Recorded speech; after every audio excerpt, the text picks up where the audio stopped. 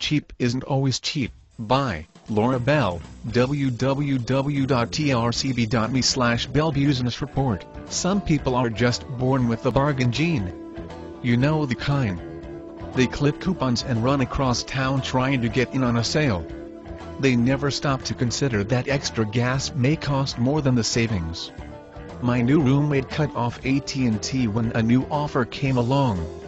She soon learned she spent more time with customer service than she ever did previously.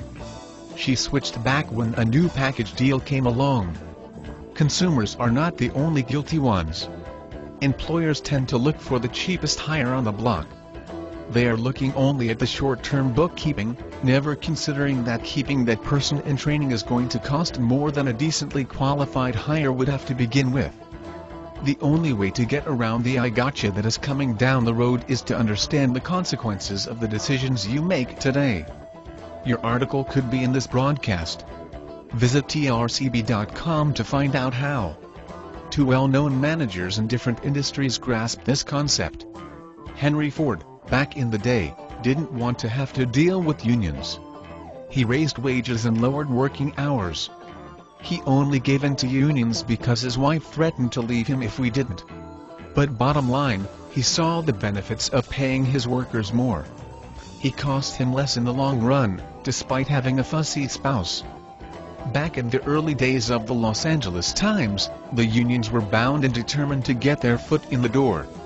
That's the main reason their wages were higher than other newspapers, because the publisher didn't want the workers to feel the need.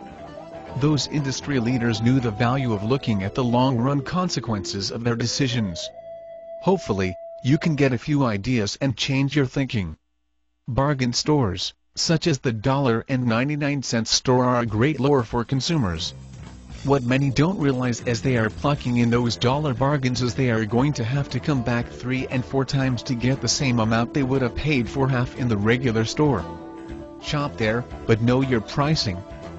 Be a careful shopper at so-called Christmas sales.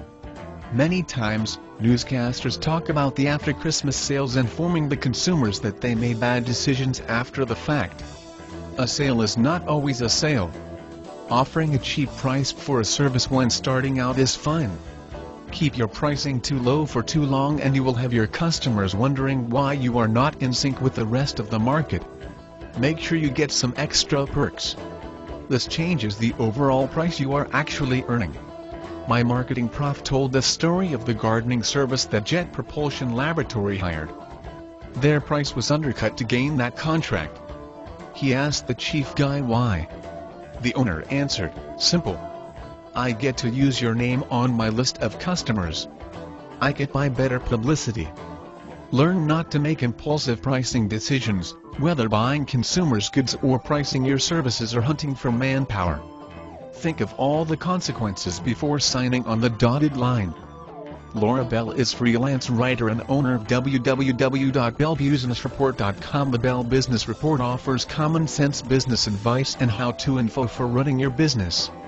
It takes the everyday headlines apart, dealing with business news, and shows you how to put that information to work for you.